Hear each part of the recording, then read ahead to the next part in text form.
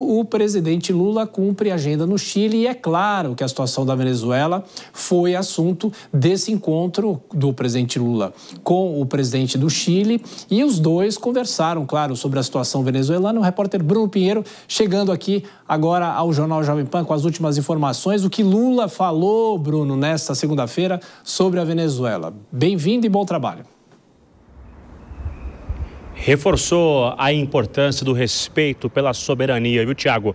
Ótima noite a você, a quem nos acompanha, sempre uma alegria, uma honra e uma satisfação. Excelente semana. Lula, durante o seu discurso no Chile, hoje um pouco mais cedo, voltou a falar, sim, sobre a Venezuela, sobre as eleições, o governo brasileiro que ainda não se pronunciou, se reconhece ou não essa vitória, somente fez a cobrança, a divulgação daquelas atas que possa comprovar o resultado mesmo ou não, mas Lula voltou a falar sobre a importância da soberania e de encontrar um caminho entre o governo e a oposição. Vamos ver.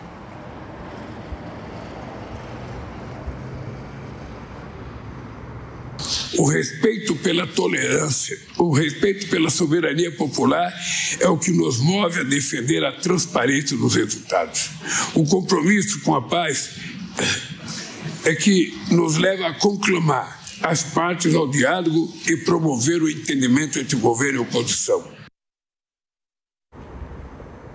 Hoje ainda, durante o dia, uma nota aqui do Palácio do Planalto que Emmanuel Macron conversou com o presidente Lula por uma ligação e que Emmanuel Macron voltou a elogiar o comportamento do governo brasileiro ao se posicionar através de uma nota conjunta com a Colômbia e com o governo do México em relação ao resultado das eleições na Venezuela no último dia 28 e de fazer uma cobrança justamente para a divulgação das atas que ainda não foram divulgadas. Lula segue cumprindo a agenda e a gente também aguardando uma resposta, como é aguardado, uma cobrança para ser uma resposta mais dura, na verdade, para Nicolás Maduro, e uma conversa também que está sendo aguardada entre o presidente Lula e Nicolás Maduro, até então reeleito, de acordo com o resultado que ele mesmo divulgou na Venezuela.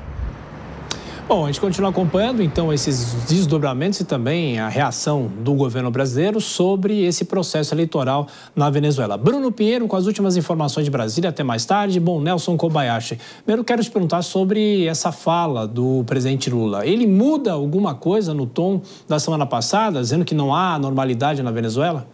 Olha, Tiago, essa fala do presidente Lula é uma fala de um discurso escrito para, naturalmente, deixar as coisas como estão, ou seja, aguardando ainda um resultado a partir dessas atas cobradas pelo Brasil e que não serão apresentadas pelo governo venezuelano ou pelo tribunal, o CNE, lá, correspondente ao que seria a Justiça Eleitoral na Venezuela. E é uma fala que muito se parece com aquele discurso da semana passada, mas vai ficando cada dia extemporâneo. A cada dia que se passa é um discurso que já não cabe mais, porque essas atas já deveriam ter sido apresentadas, na verdade, de imediato. A gente já passou de uma semana do dia da eleição. Essas atas já deveriam ter sido apresentadas. Após a cobrança, nada foi feito. O Brasil e alguns outros países foram sumariamente ignorados nesse pedido de apresentação das atas e assim continuarão a ser ignorados. Essas atas não aparecerão. Isso vai colocando mais pressão sobre o governo brasileiro a respeito de uma posição um pouco mais firme. Tudo bem, pediu atas, não terão as atas. Como é que vai se posicionar, portanto, o governo brasileiro? Vai reconhecer o resultado anunciado lá pelo CNE ou vai desconsiderar esta autoproclamação como presidente reeleito de Nicolás Maduro?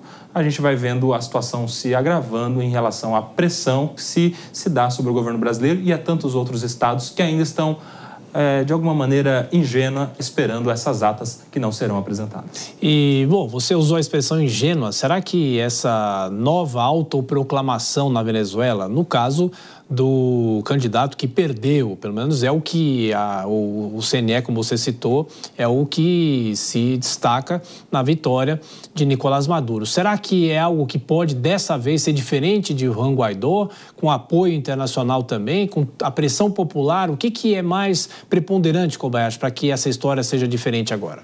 Só para destacar que eu usei a expressão ingênua para não usar outras expressões, né? Porque não sei se é muita ingenuidade aí. A gente está vendo, de fato, uma falta de transparência explícita. Em relação a esta autodeclaração do candidato de oposição, que teria vencido as eleições segundo o movimento de oposição na Venezuela, se parece, em parte, com aquele movimento operado pelo Guaidó, mas tem, de alguma maneira, uma dificuldade de se levar isso adiante. Porque mesmo tendo muitas evidências diante das atas que foram apresentadas pela Maria Corina Machado, a gente não tem uma proclamação pelo Instituto Público, pela autoridade, por aquela instituição que seria a competente para declará-lo presidente. Então é uma autodeclaração sem muitos efeitos práticos que não será levada adiante na prática. Isso tem muito mais o poder de inflamar esse debate e de repercutir esta situação na Venezuela mundo afora do que propriamente de colocar o candidato da oposição, Edmundo González, que teria vencido as eleições nas palavras do seu movimento de oposição, na cadeira de presidente da Venezuela, o que dificilmente vai acontecer justamente por força do Nicolás Maduro ter todo o arcabouço estatal ao seu lado, principalmente as forças de segurança, as forças armadas.